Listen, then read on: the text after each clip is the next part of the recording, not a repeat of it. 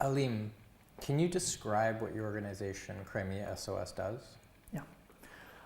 KrymSOS was founded on February 2014, on the first day of occupation of Crimea.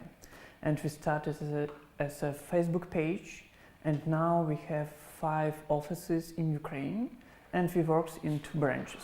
First branch is working with internally displaced people as from Crimea and also from Donetsk and Lugansk regions.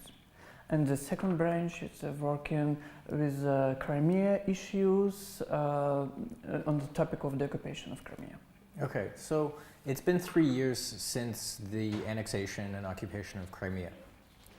Can you tell me how many IDPs are there from Crimea, and what is life for them like now that it's been 3 years since the events? According to official statistics, we have 22,000 IDPs from Crimea. But according to our statistics of international organizations and Ukrainian organizations, we have 35,000 people from Crimea. They're living in Kiev, in Lviv, in Kherson mostly, and they have really now 2 main problems. It's how to find a work and how to find an apartment. And of course, these problems is connected with each other. That's why now for us it's important to make some strategy for these people. Okay. Because these people they're like a bridges between not occupation territories and occupational territories. And they're probably the most susceptible to human rights violations, or can you describe some of the human rights violations? Yeah, internally displaced people from Crimea, it's different categories. An annexation made a brain drain from peninsula. It's young specialists, it's students, it's business persons, and also it's political, cultural and social activists from Crimea. That's why these categories.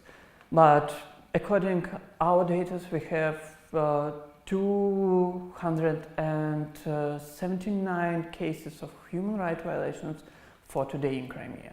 Okay, and that goes all the way back to the annexation. Yeah. And these people who living now in continental part of Ukraine, they say that they want to come back to Crimea after the occupation. Is that right now? Does that look like a realistic goal for you?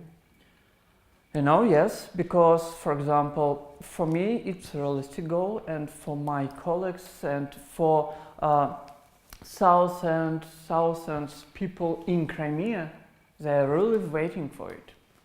Okay, and people who have left Crimea, are they able to maintain contact with relatives back home? Yeah, of course, and for us it's very important to trying to do this contact with peninsula and mainland, because for us it's important really not only bring the territory of Crimea to Ukraine, but also bring the people who live in Crimea now. That's why we make a lot of efforts to work with these people in Crimea. Okay, and so what is the situation on the ground in Crimea like?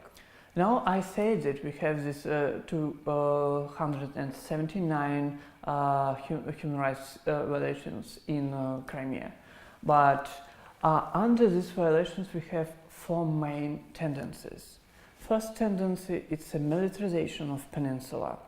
It's a lot of military forces came to Crimea, and also it's renewed all these old military airports and some parts of military in Crimea that not working during Ukraine.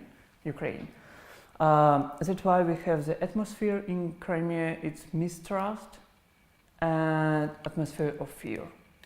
The second tendency is the building of parallel institutions.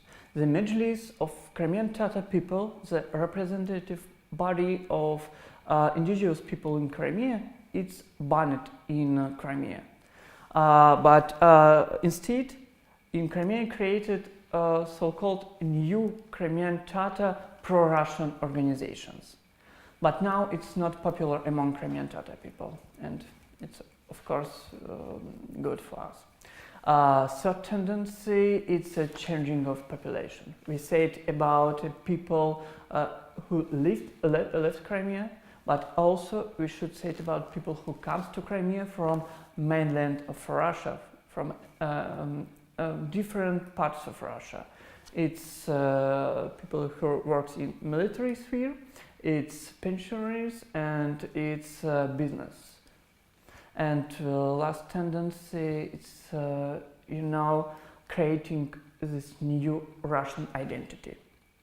When from childhood, from kindergarten, from schools, and during all the life of people, when they have a lot of symbols of Russia in Crimea, but a lot of symbols of Crimean Tatars and Ukrainians are destroyed in Crimea now. I said about even language, Crimean Tatar or Ukrainian language. So it's wiping away the history. Yeah. And finally, it's been 3 years, so in this world that we live in, it's hard to stay in the news cycle for that long. Is there anything that you think is misunderstood by diplomats, by people who are discussing a political solution to the situation? Yeah, we have a lot of advocacy missions in Europe, in United States about Crimea issues, and for example, European diplomats 2 years ago, even 1 year ago, said to us, okay, we know that it's a problem of Ukraine, it's a conflict between Ukraine and Russia, but now I see another tendency that European diplomats says, okay, now I understand that it's not only your problem, but it's also our problem of for all of Europe, because it's regional conflict now, because Russia influence inside these countries, European countries. Okay. Thank you very much. Yeah, thank you.